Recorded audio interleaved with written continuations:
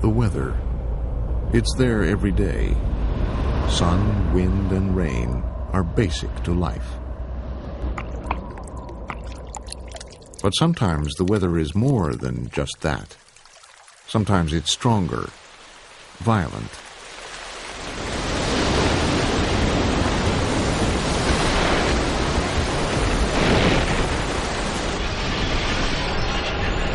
The wind becomes a tornado, the rain a hurricane.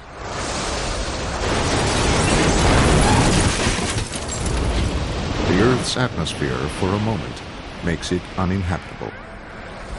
And there is nothing we can do about weather like this but try to predict it, prepare for it, and hope that it never happens here.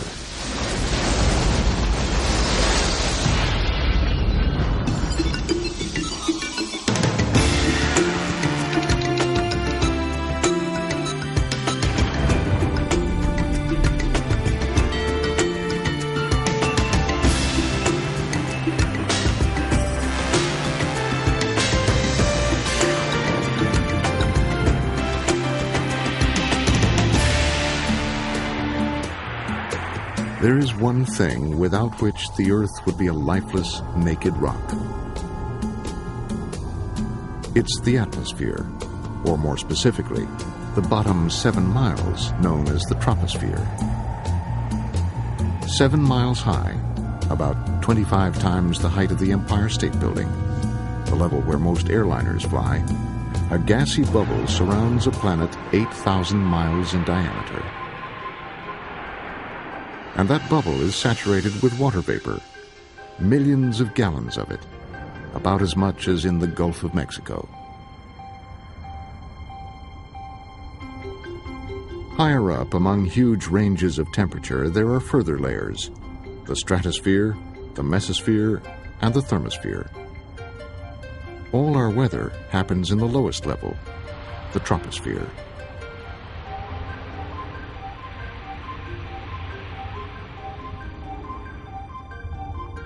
The sun drives our weather by heating the oceans, turning them into cloud, and by turning the clouds into rain. It's water going up and down in constant motion.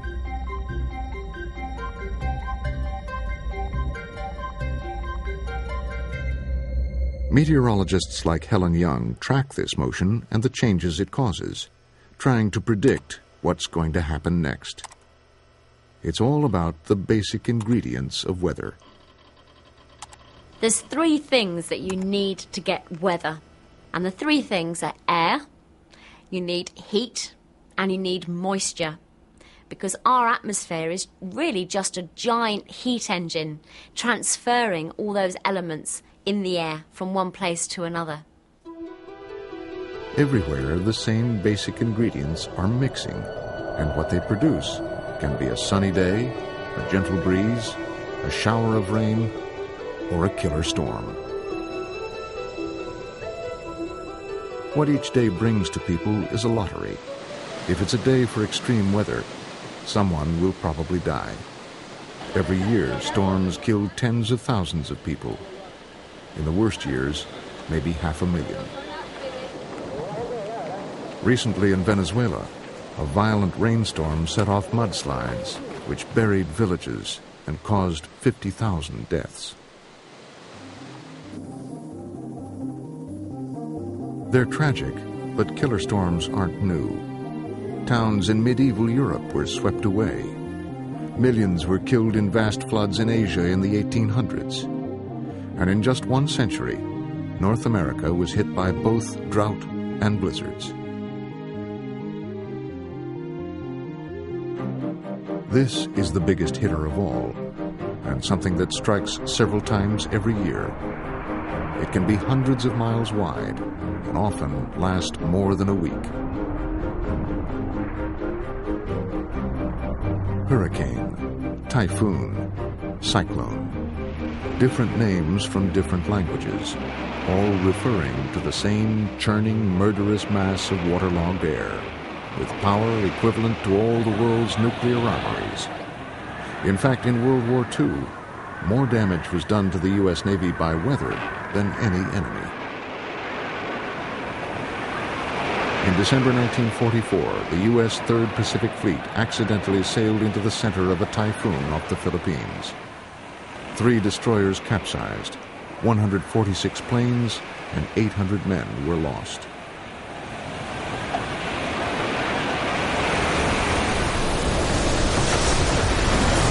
All tropical cyclones start in the same general areas and in the same seasons, when the ocean has been warmed to at least 80 degrees Fahrenheit. Sometimes they'll pass over cooler water and die out at sea, but as often as not, they slam into seacoasts.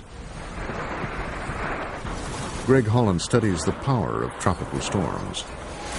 A hurricane draws enormous amounts of energy out of the ocean, and it turns that into huge spiralling winds, and the winds grab in towards the centre and spiral up to perhaps 200 miles an hour, and it's those incredible winds that makes the cyclone so powerful. This huge atmospheric turmoil gets started with simple thunderstorms. It's a study in the transfer of heat. Hot air rises. When the ocean surface is 80 degrees or more, the rising air carries a lot of water vapor with it. But as it rises, the air cools a little, and the vapor turns to droplets, to rain. But that very process releases heat, and this overheated air now rushes to the top of the thundercloud. When that happens, it creates a vacuum underneath, and more wet air whooshes up from the surface of the ocean to replace it. The Earth's rotation causes these vertical winds to spiral around a calm center, the eye. Heat, rain, more heat, wind, more rain. It's like perpetual motion, fueling itself from the warm waters. Hurricanes do stop or slow when they reach land as they run out of fuel, those warm tropical waters, but it takes time. Meanwhile, they hammer coastal communities. Hurricanes and typhoons are the only natural disasters with their own names. One of the biggest and deadliest happened in Central America. It was called Hurricane Mitch. Satellite computer imaging shows Mitch's rain as red. Most of it was right around the eye. It's the rain, the second weapon in a hurricane's armory, that can also do huge damage. These torrents simply washed the land off the mountains. More than 20,000 people died, and the economies of several countries were set back 30 years. But after the wind and then rain, it's the third weapon of a hurricane that is probably the worst. And perhaps most terrifying is the storm surge. This is when huge areas of the ocean get lifted up, 20, 30, in a really extreme case, maybe even 40 feet, and just inundate the whole area. The hurricane's sheer wind power drives waves from far out at sea, increasing the high tide by as much as 20 feet. It's not a wall of water, just an immensely high tide. 90% of people killed in hurricanes die in storm surges.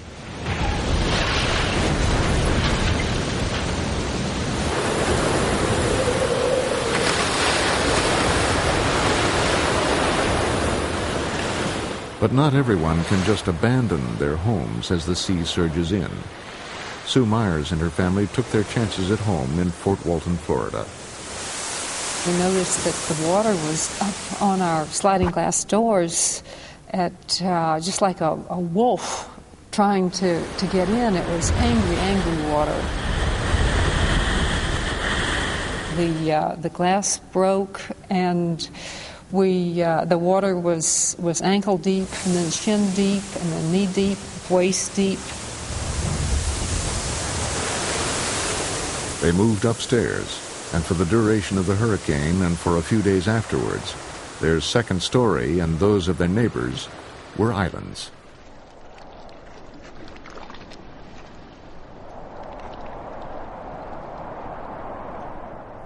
We couldn't walk down there for 3 or 4 days because the water continued to stand.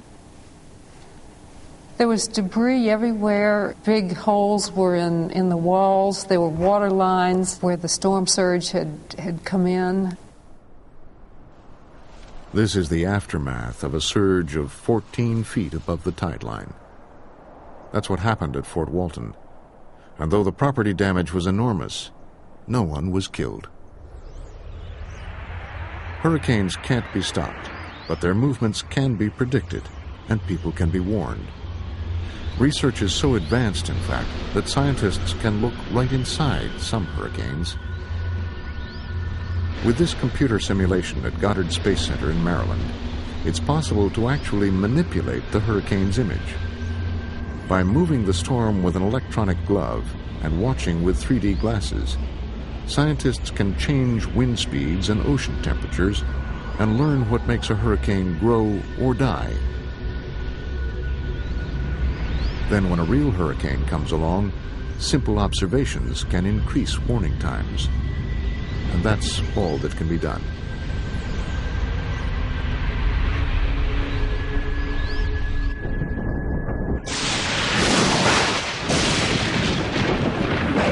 Thunderstorms.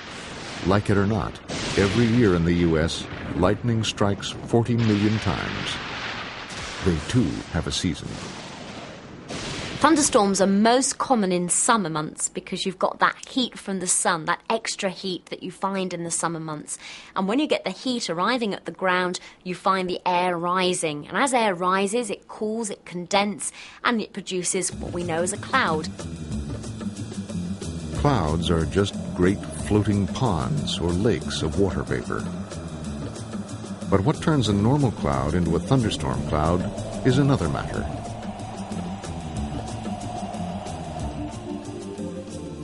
To get a thunderstorm cloud, you've got to have that development of that cloud increasing all the time to make a bigger and bigger cloud. And thunderstorm clouds are the biggest clouds of all. They can extend up to 30,000, 40,000 feet into the atmosphere in some cases. As the cloud grows, drops of water and bits of ice knock and rub against each other, generating electricity on a massive scale.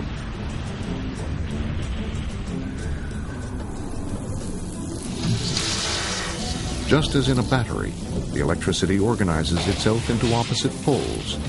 One end of the cloud is positive, and the other negative. Once like this, the cloud battery discharges, sending out massive sparks. This is lightning. It's 5 times hotter than the sun. It makes the very air explode, which we hear as thunder.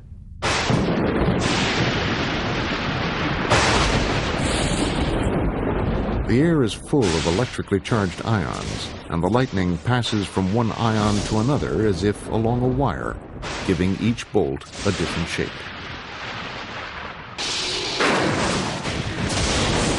At first, the bolts may go from cloud to cloud, but as the electricity gets stronger, it must neutralize itself to the ground. It goes for the nearest object, which is usually the highest. It's wrong to say that it never strikes in the same place twice. Something tall can expect a lot of lightning. The Empire State Building gets hit on average 23 times a year. Its lightning conductors, though, take the electricity safely down the building to the ground. There are times in open country when people can be among the tallest objects around, and in the U.S. every year, lightning strikes about 100 of them. It doesn't have to be raining.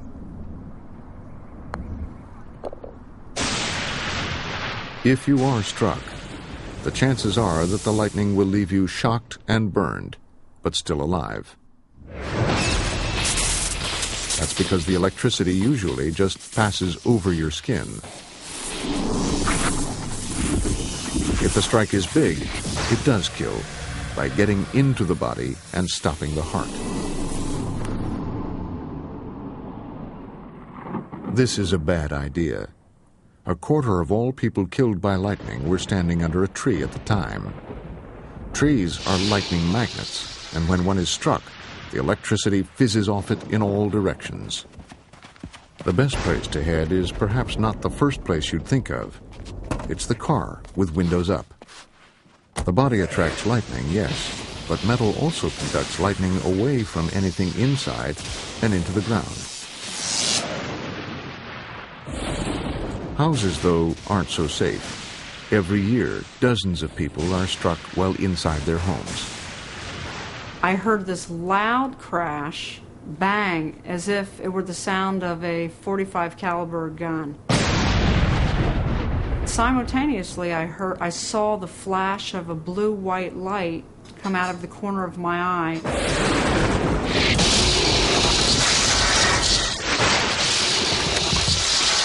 The lightning, relayed by a telephone pole and a fuse box, came in sideways, straight through the glass door.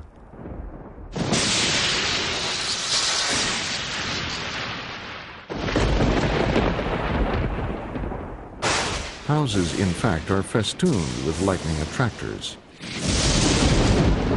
TV antennas, for instance. Power lines, phone lines, even plumbing can take the lightning to ground. In rare circumstances, lightning can fracture a gas pipe.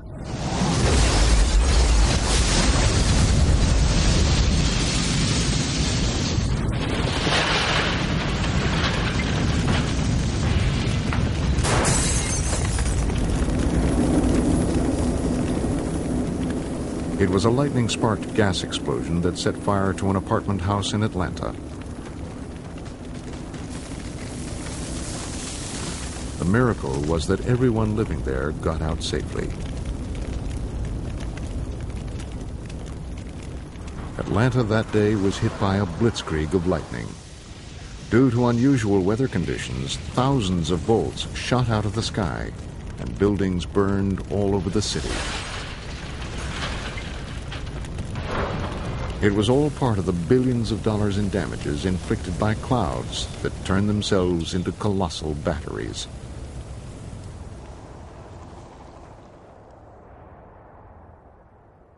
But thunderstorms can be even more deadly. These piles of rubble were houses until they were hit by the fastest wind on Earth. Tornadoes are the spawn of thunderstorms. They spiral slowly across the landscape, packing wind speeds of up to 300 miles an hour.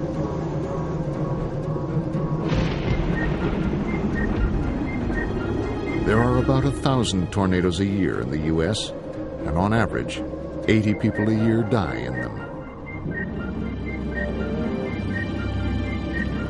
One of the most violent ever known hit Oklahoma City in 1999.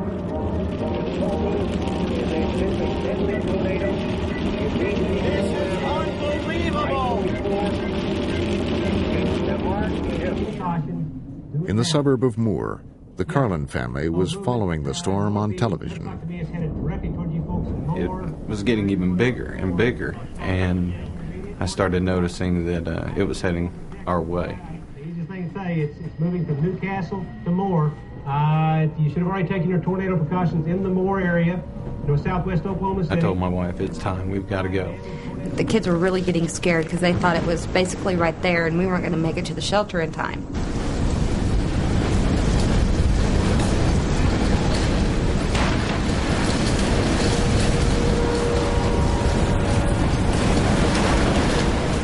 The sky was turning black.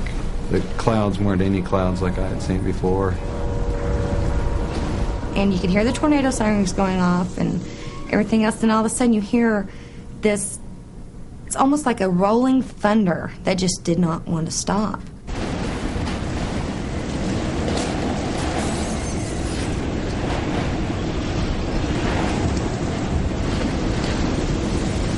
The walls started vibrating really heavily.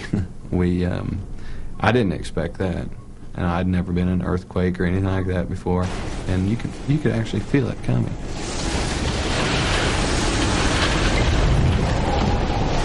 You could hear it breaking up everything and all the debris flying around, and so we kind of turned around the right corner of the shelter and all kind of just hugged each other together and just held on for dear life. And then the next thing we know, the cellar door starts kind of tapping, and the next thing, boom, it's gone.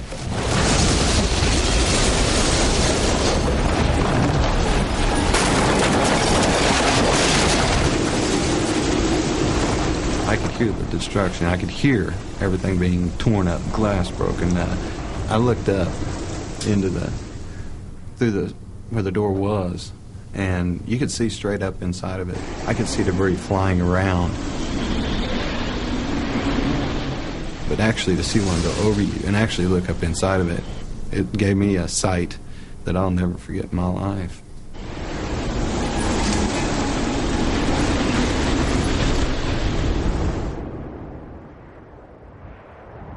One of the most peculiar things about tornadoes is the narrowness of their paths of destruction. This one went through Oklahoma City like a bulldozer, leaving everything intact on both sides. But on its trajectory, killing 41 people, injuring hundreds, and creating $1 billion worth of damage.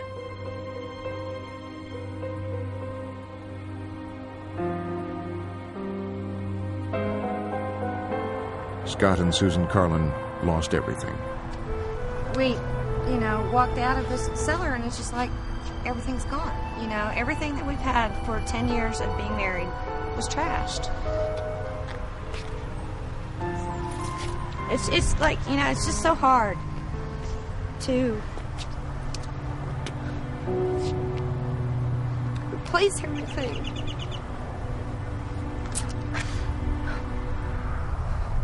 Tornadoes are as freakish as they are cruel. Texas, Oklahoma, and Kansas are where a third of all American tornadoes are born. Close to Earth, moist breezes off the Gulf of Mexico sweep towards Canada, and very high up, the jet stream barrels down from northwest Canada.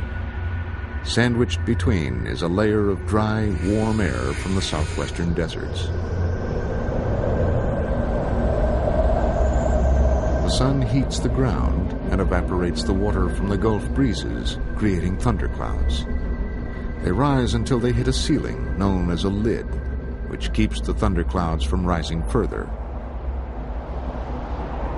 But sometimes the clouds build up so much that they burst through the lid, right into the path of the icy jet stream. This is what puts the twist in the twister. At the bottom, the clouds are blowing one way, and at the top, the other. From the ground, you see what's known as a supercell, with a fast spinning center. The spinning lowers the air pressure, sending the supercell's twisting center down from the thundercloud until it touches down. And that's when the trouble starts. That's a tornado. Tornadoes look like they're destroying things by sucking them up, but what they really do is just batter with sheer wind power. And once an object is in the air, it can be lifted into the vortex. It can also be turned into a missile. Lots of otherwise unscathed buildings come out looking like pincushions.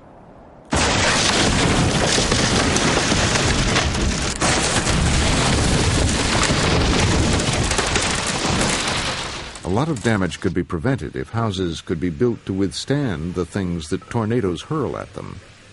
So engineers at Texas Tech University's Institute for Disaster Research are firing planks at walls. They use a compressed air cannon, and the planks hit pieces of wall at 100 miles an hour.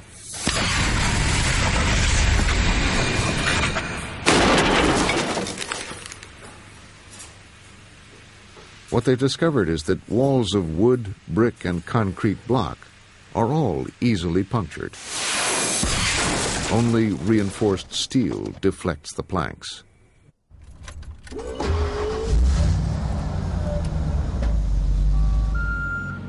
Other disaster scientists are working on better early warning systems. This is Doppler radar, moving radar for moving targets.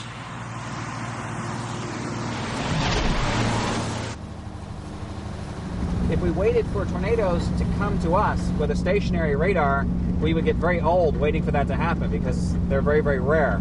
So what we do is we take the radar to the weather instead of waiting for the weather to come to us. The system works using the Doppler effect. the phenomenon that makes the siren of an approaching ambulance sound different from one that's going away. All radar is based on echoes. In this case, the echo off a raindrop. Add Doppler and you can tell which way the raindrop is going. And if drops close together are going in different directions, their cloud must be twisting. With different colors depicting the rain's direction and different shades showing wind strength, scientists are able to track emerging storms. With a Doppler radar, we can map out the wind speeds in the tornado or in a thunderstorm. So we can get a three-dimensional image of how the winds are moving different places in the storm. By knowing those three-dimensional winds, we hope we can understand how the tornadoes form, how some get very strong and some stay very weak, and how they die.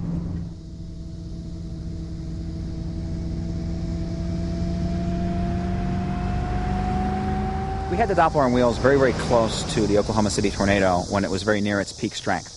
And we observed winds that were over 300 miles an hour, perhaps 500 kilometers per hour. And that was the highest that anybody has ever directly observed with a radar or on the surface. That doesn't mean that that tornado was stronger than any other tornado. It's just that we were the first ones to get that close and measure the tornado with that much detail. Here goes the vortex team in front of us. There is a large, violent tornado on the ground. As with all weather, we can't stop it or divert it. But there is one extreme weather that's welcomed. Monsoon winds bring the world's heaviest rain. There are monsoons in Africa and all over southern Asia, but the Indian monsoons are the biggest.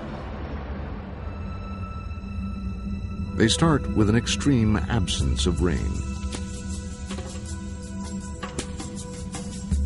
Summer approaches and India bakes in the sun. Everything south of the Himalayas is dust-dried, sweltering under a rising plume of heat. Because that air's rising, there's got to be something coming in to replace it, and you get the cool breeze blowing over the sea. That sea breeze effect brings in moisture-laden clouds from the ocean, and that brings the wet season that we associate the monsoon with. Saturated clouds sail in from the ocean and over the coastal mountains. They settle in the low pressure left by the rising heat and let loose.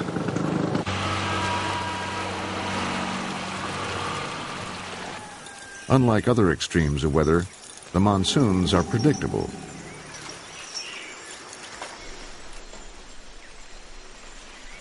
If you're in India and you're soaked, it must be summer.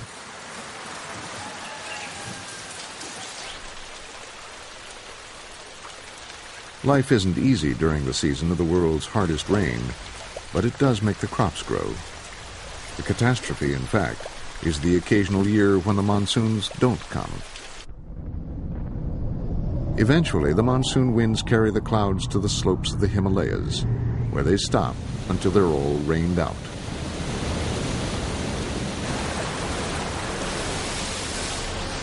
This is often the wettest place on Earth, the hill town of Cherrapunji. Its yearly average is 36 feet, the height of a two-story house. Sometimes it's as much as 75 feet. That's almost 5 stories.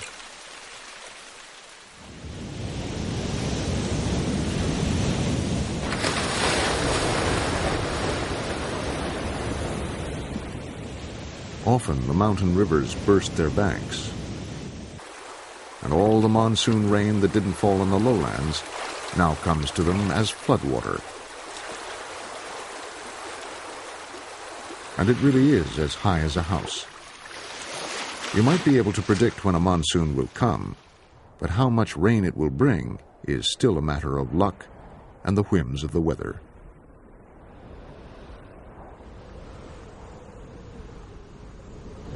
Heavy rain plus high mountains can mean trouble anywhere in the world.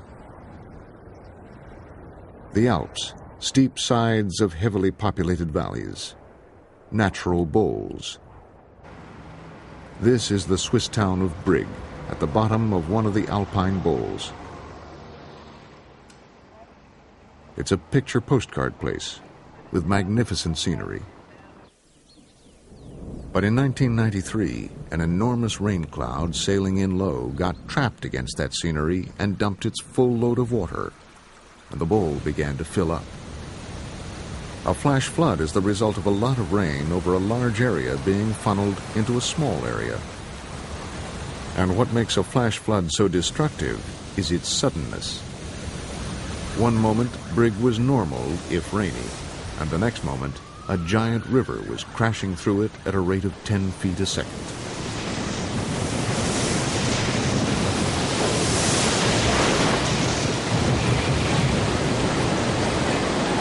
That much water moving that fast is, above all, very, very strong. Not much can resist it. Every car parked on or near the main street was wrecked. Every house and business at ground floor level was gutted. Stephen Shanton's restaurant was full of people at the time. Within a few minutes, it rose about 2 feet. There were over 100 people with us in the restaurant. We had to evacuate everyone straight into the hotel upstairs.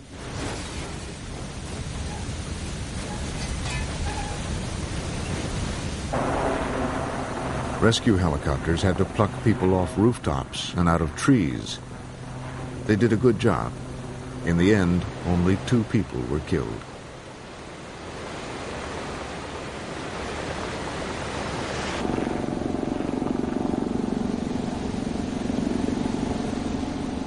Not only were 800 cars destroyed, but with the water came some 10,000 tons of mud and rocks.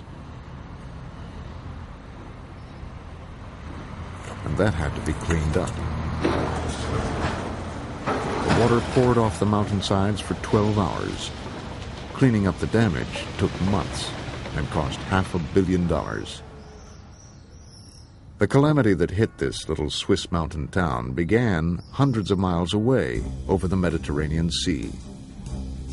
Usually, the moisture-heavy clouds coming off the sea just push against the Alps and stay there. Sometimes there is enough wind to send them up and over the mountaintops. This might result in nothing worse than some light showers. At other times, there are violent downpours. The question is, how can you know what any particular cloud is going to do to your valley?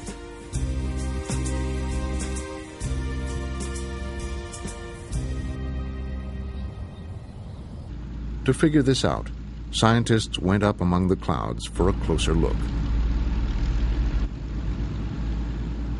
It was a $20 million international project to establish once and for all the way to tell a cloud's temperament.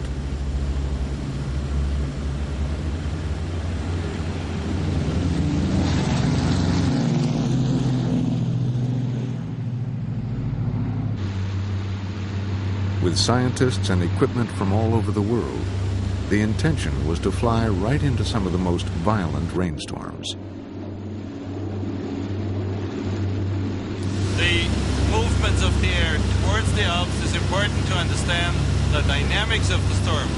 Unless you know how much water goes into a cloud, you never know how much will fall out of it at the bottom, so you need this information. We've just passed point 9, so drop A is coming up in about a minute. That's good. I have all the... This was uncomfortable flying, both among the mountains and in the storms. The plane was packed with sensors that could analyze everything going on around it. Once in the clouds, the scientists set out to study the air right down into the valley floors.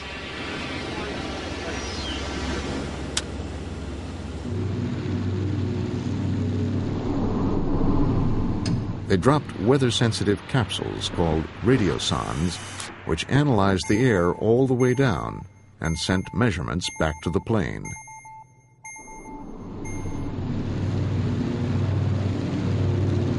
As the radiosondes fell, onboard equipment recorded air temperature, humidity, and wind speed every few seconds for later analysis.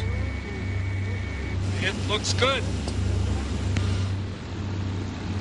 The pilots flew over hundreds of miles of valleys, and for the first time, right into intense mountain storm systems.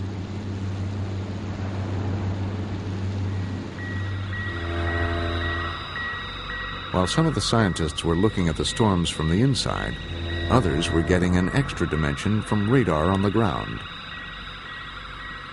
A mobile Doppler radar was shipped to the Italian Alps from Oklahoma to follow the movements of the storm's water droplets.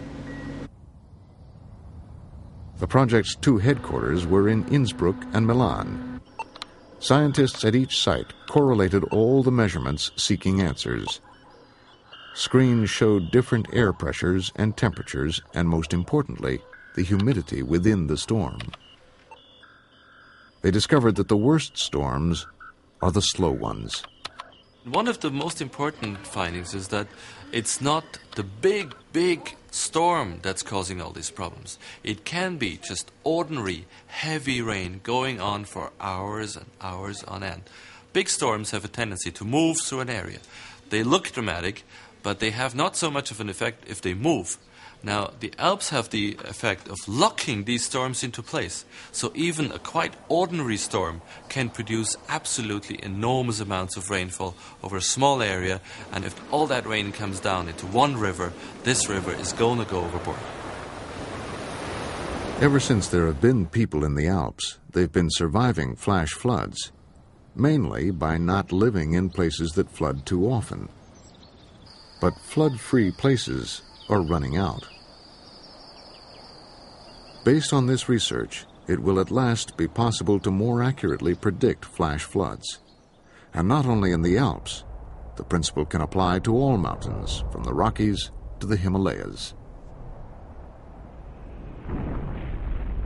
There's no worry with flash floods here. It's Antarctica, with temperatures as low as 80 below in the winter, and swept by blizzards. A blizzard is snow blown in a wind at more than 35 miles an hour. Here, the weather is so consistently extreme that it's almost uninhabitable, at least for humans. To live here, you pretty much have to have evolved here. Penguins manage it by laying on thick layers of fat and huddling together for protection. Gradually, the colony will change places, so every penguin has its fair share of time in the cold on the outside of the group. But these aren't normal blizzards. Antarctica is almost like a desert. It's very dry. You hardly get any snow at all falling during the year. At its center, there is less rainfall than in the Sahara Desert. But in Antarctica, what you do get is very cold winds blowing down a hillside, and they can reach really quite extreme strengths. And those very strong winds will whip up the snow that's on the surface and cause blizzard conditions. Winds here can get up to an incredible 120 miles an hour. But that doesn't mean that habitable places don't get blizzards. Throughout history, they have consistently stunned Americans. This was one of the worst winters ever. The blizzard of 1934 brought paralysis to the eastern United States. This was the year when record snows blanketed Washington, D.C., a mantle of white that paralyzed the nation's capital. The breath of winter that disrupted affairs along the Potomac was only a harbinger of what the northern states were to feel in the winter of 1934. Niagara Falls was brought almost to a standstill, its mighty roar hushed to a murmur. The temperature hovered at 28 below, and the mighty cataract was a mountain of ice.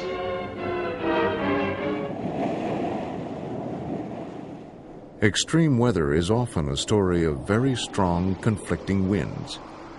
But in 1993, a particularly unusual mix of these winds started a storm that became the worst in living history. Early March in Atlanta, Georgia, is a time of year when people are looking forward to summer. But that year, the city, which seldom has snow, was hit by a blizzard of polar proportions.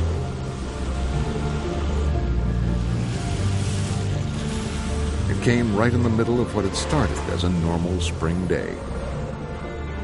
People were stranded in offices.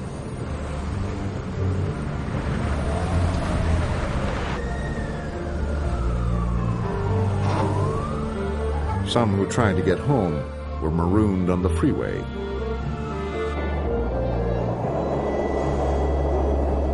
People froze in their homes when power failed.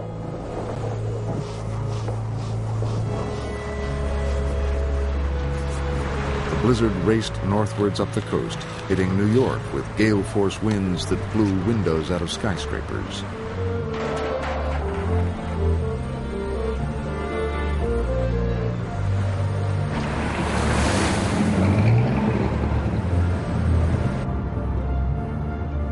The storm, which dropped 40 million tons of snow over a 2,000-mile stretch, even caught forecasters by surprise. Predicting precipitation is possible, but forecasting what will hit the ground is not.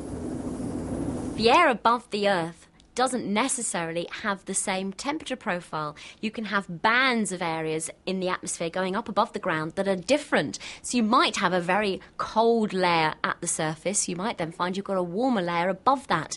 Any precipitation falling out of that will melt in that warmer layer, and then as it comes down into the colder layer again, actually begin to freeze again. And it depends exactly when that happens as to what you find falling at the surface. Rain will freeze into sleet during a long journey in cold air, and snow falling through cold air onto cold ground will settle as snow.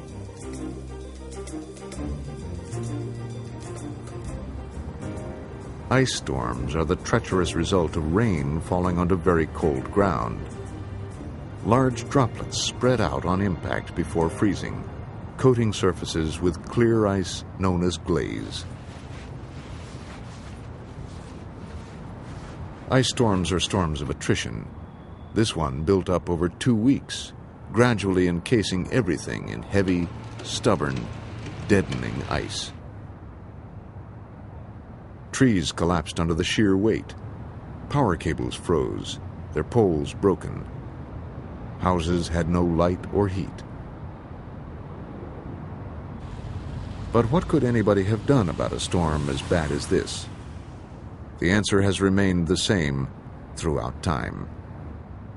The most you can do about the weather is to try to predict it.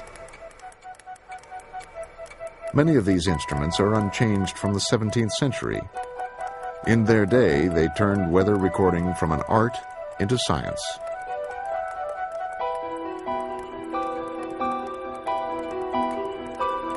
These instruments that could record a day's temperature, the length of time the sun shines, or the strength of the wind, couldn't make forecasts on their own. But from their accurate measurements, forecasters could eventually show trends, and then, from that, make predictions.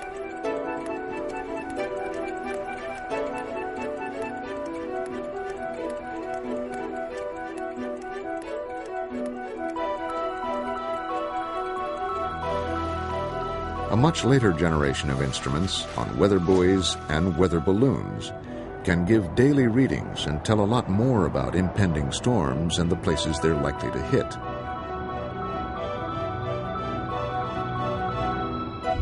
Since the 1970s, there have been weather satellites. They can see the weather as a whole moving across the planet.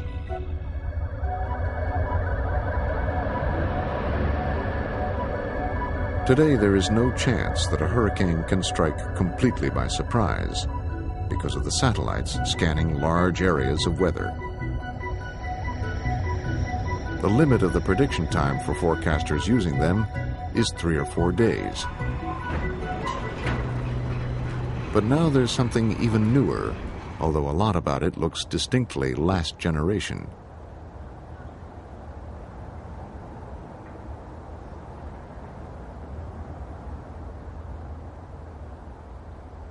It looks, in fact, like a model airplane. But it's actually a robot. It's called an aerosonde, and it could be the biggest advance in weather science since Galileo's thermometer in 1600.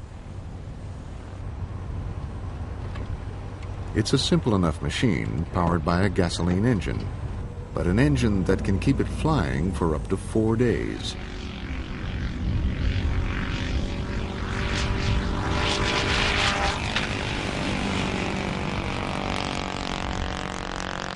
And it can go anywhere.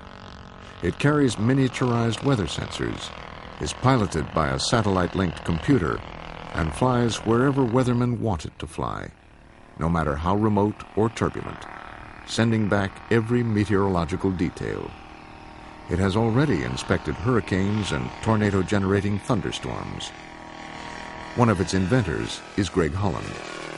We flew into a severe thunderstorm which had a downdraft and very intense winds, which would have brought a normal aircraft out of the air. It kept on flying. Its accelerations were 9 times the force of gravity. Now that would actually kill most people, and the aircraft kept on flying.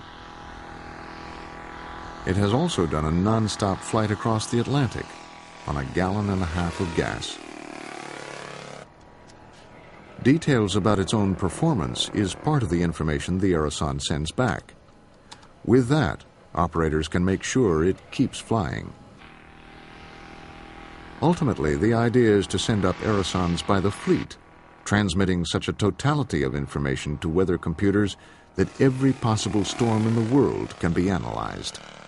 But what the current weather forecast models are able to do is tell us where they need the observations. Unfortunately, they're over the oceans of the Arctic. 4/5 of the planet is where the observations are needed, and there's nothing out there that can take the relevant observations.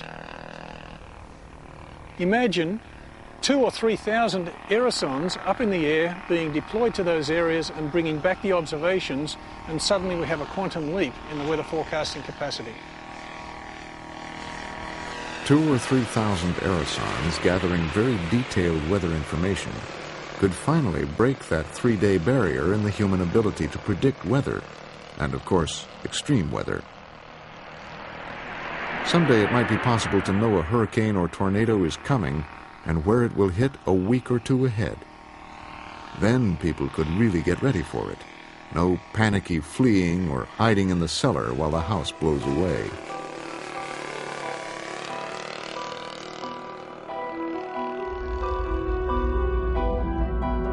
But even so, even with all the new technology, there still won't be any way of stopping the hurricane.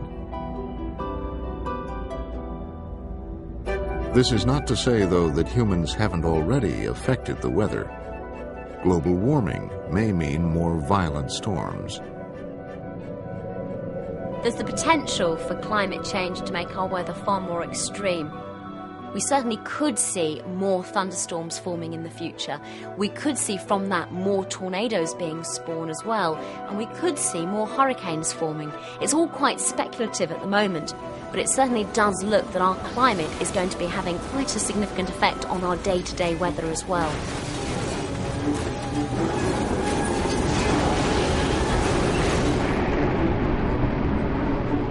Despite the best predictions, weather disasters will continue to happen, whatever humans do. The Earth is the domain of the sun, the air, the water. There's only one thing we can ever do about weather. Try to be ready.